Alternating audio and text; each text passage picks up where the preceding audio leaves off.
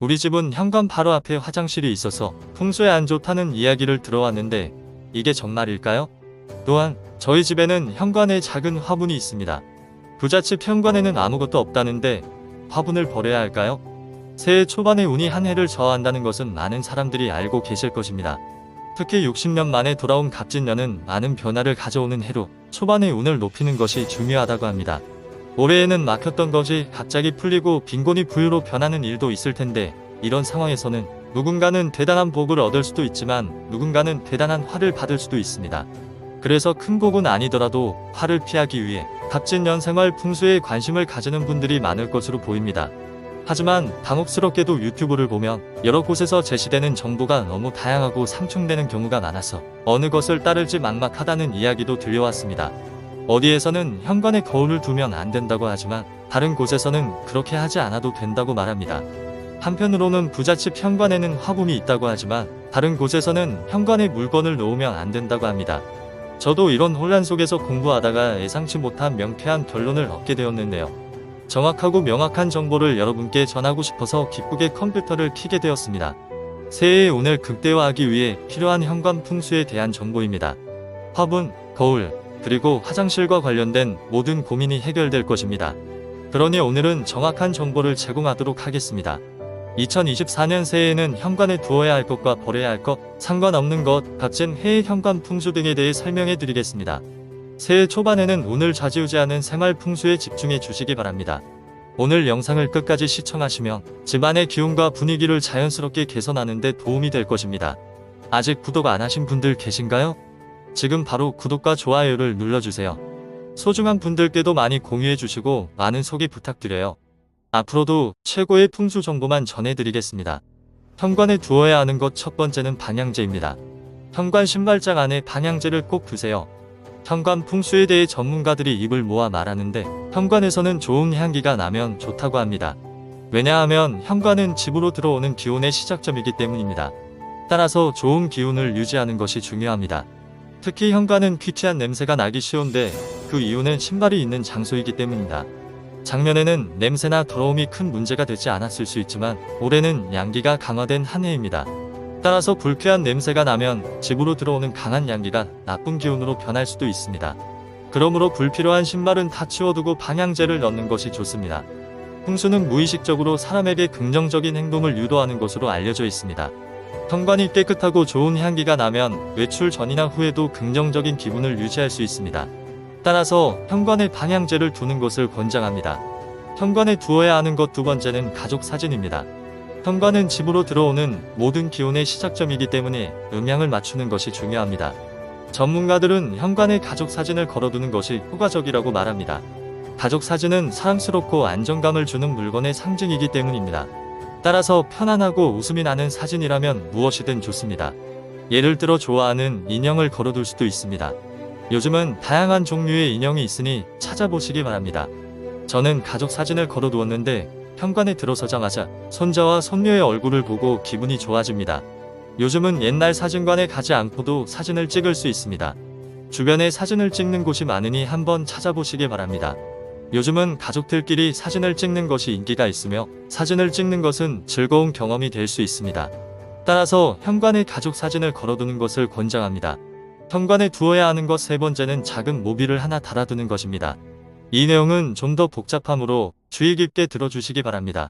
일반적으로 모빌이나 종은 음의 기운을 상징한다고 합니다. 그런데 왜 현관에 음의 기운을 두느냐고 의문이 드실 수도 있습니다. 이것은 올해의 특수성 때문인데요. 2024년은 특히 양의 기운이 강하기 때문에 현관에 작은 모빌을 두는 것이 좋다고 합니다. 이는 작년과는 다른 풍수적인 규칙이라고 볼 수 있습니다.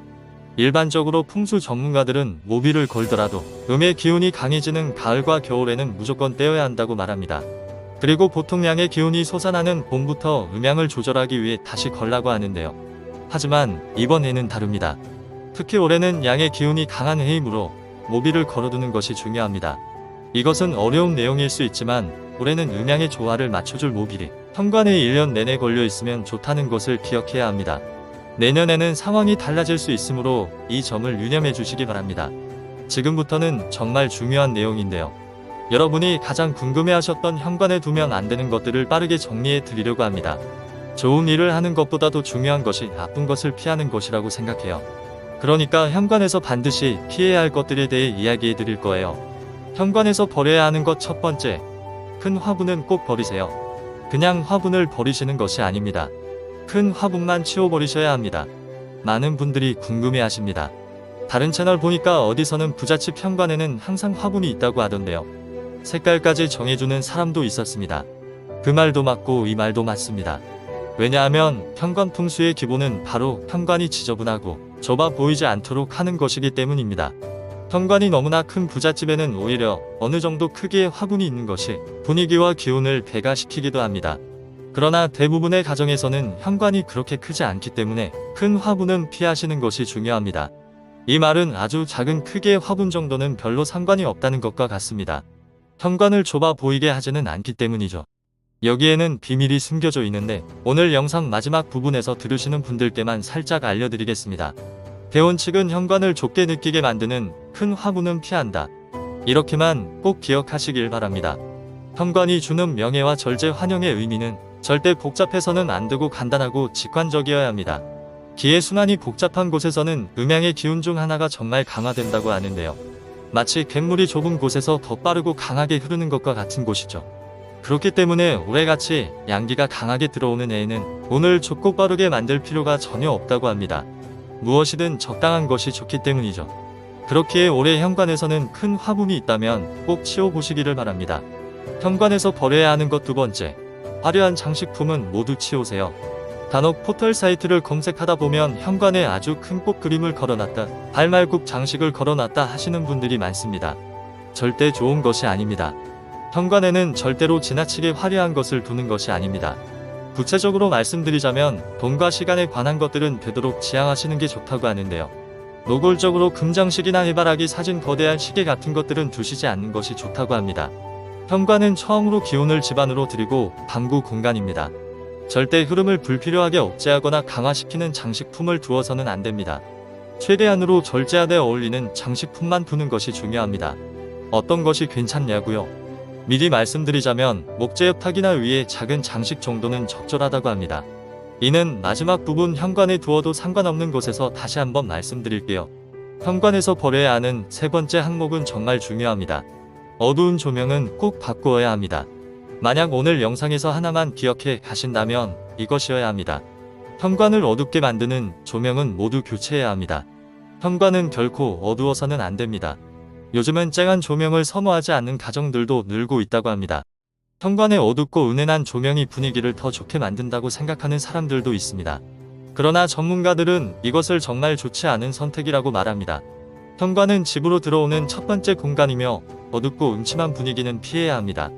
따라서 현관 조명이 어둡거나 깜빡거리는 경우 이를 바꾸는 것을 미루지 말고 올해 안에 바꾸는 것이 좋습니다. 그리고 추가로 분위기를 칙칙하게 만드는 우산꽂이나 널브러진 신발들도 치워주시길 바랍니다. 현관은 밝은 분위기가 최우선이어야 합니다. 혹시 현관에 들어오면 화장실이 있는 분들이 계신가요? 이제부터는 구독자분들이 가장 궁금해하고 기다리셨던 시간입니다. 바로 현관 풍수와 관련하여 전혀 상관없는 것들인데요. 빠르게 정답을 같이 알아보도록 하겠습니다. 현관 풍수와 상관없는 것 첫 번째, 현관 앞에 화장실이 있는 것은 전혀 신경 쓸 필요 없습니다. 많은 분들이 이것 때문에 고민이시라고 하는데요. 간혹 현관 앞에 화장실이 보이면 안 좋다고 말하는 풍수가들이 있기 때문입니다. 정말 신뢰받는 자료만을 모아 정리한 결과 이는 절반은 사실이고 절반은 거짓이었는데요. 절반이 사실이라니까 혹시 불안하신 분들이 있으신가요? 걱정하지 마세요. 과거에만 사실이었습니다. 왜냐하면 과거에는 대부분 화장실이 집 밖에 있던 경우가 많기 때문입니다. 주택의 경우도 실외에 화장실이 있는 경우가 꽤 있습니다.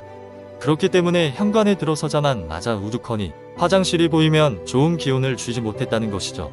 풍수는 무의식을 변화해 의식을 바꾸는 학문이니까요. 그러나 요즘 아파트에는 대부분 현관에서 화장실이 보이는 구조가 많다고 합니다. 어찌 보면 당연하죠. 거실 한가운데 화장실이 독립되어 있는 경우는 없으니까 말입니다. 그렇기 때문에 현관문을 열고 들어왔을 때 화장실이 보이는 것은 신경 쓰지 않으셔도 된다고 합니다. 과거에나 중요했던 문제이니까 말입니다. 하지만 하나 더 팁을 알려드리자면 화장실 문은 되도록 닫아 두시는 것이 좋다고 합니다. 활짝 열려있는 것보다는 닫혀있거나 아주 조금만 열려있는 것이 웬만한 경우에 더 낫다고 합니다. 조금 현관 앞 화장실에 관한 고민이 해결되셨나요? 현관 풍수와 상관없는 것 두 번째, 현관 앞 거울은 신경 안 쓰셔도 됩니다. 현관 주변에 거울이 있으면 안 된다 하는 것도 정말 많은 유튜브에서 말에 불안하셨을 텐데요. 찾아본 결과 이는 일본의 무속신앙에서 비롯된 낭설이라고 합니다. 풍수보다는 영을 다루는 무속신앙적인 차원에서 발생한 믿음이라는 것이죠. 우리 풍수 어디를 찾아봐도 현관에 거울이 있으면 안 된다는 말이 없다고 합니다. 외출 전에 온 매무새를 다듬고 나가는 것에 도대체 어떤 부정적 영향이 있겠습니까? 어찌 보면 자기를 가다듬고 한 번 더 확인하는 데 중요한 것이겠죠. 무속에서는 현관의 기운이 거울을 보고 튕겨나간다, 내 모습의 영혼을 복사한 것이 거울이다, 이런 말이 있어서 불안하실 텐데요. 너무 마음에 신경이 쓰이신다면 치우셔도 나쁘지는 않을 것입니다. 그러나 기운이 튕겨져 나간다면 현관 들어와 있는 벽에 설치하시면 될 것입니다. 좋은 기운이 현관밖에 아니라 내 방문 안으로 튕겨져 나가겠네요. 영혼을 복사한 기분이 든다면 사람은 참 사진도 찍으면 안 되겠습니다. 하지만 현관에는 가족 사진을 두는 것이 좋다고 말씀드렸죠? 결과적으로 전혀 신경 안 쓰셔도 됩니다.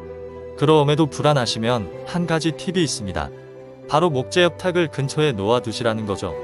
현관의 쾌적함을 방해하지 않으면서 단다 장식품을 올려둘 수 있는 협탁을 사신다면 거울의 기운을 중화하면서도 인테리어에도 도움이 되실 것입니다.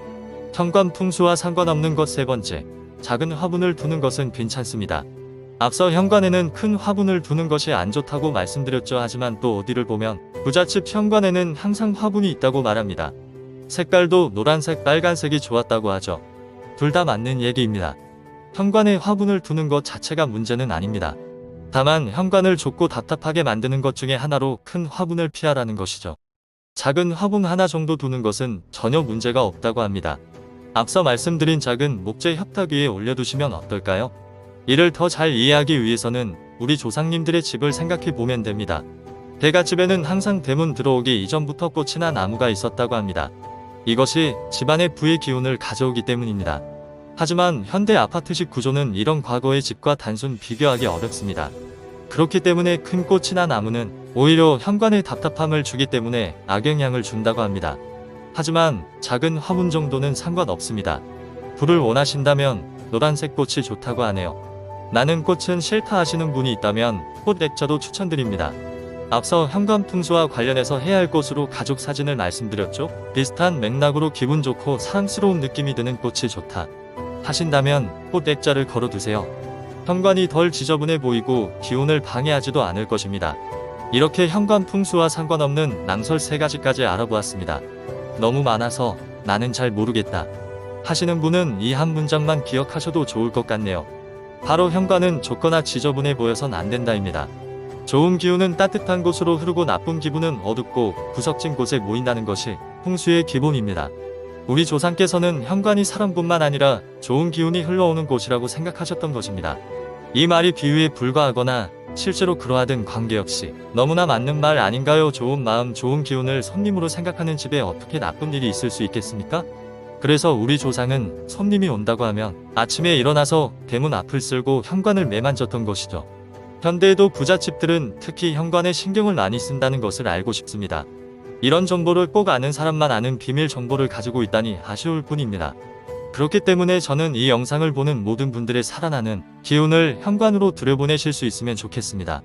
저는 종교 상관없이 우리의 자연스러운 무의식에 좋은 영상을 미칠 수 있는 것들은 하는 것이 좋다고 생각합니다. 이렇게 오늘은 현관 풍수와 관련하여 현관에 두어야 하는 것, 버려야 하는 것 상관없는 것을 알아보았는데요. 오늘 영상이 도움되셨다면 구독과 좋아요 부탁드리고 소중한 가족과 지인분들께도 많이 공유해주세요. 감사합니다.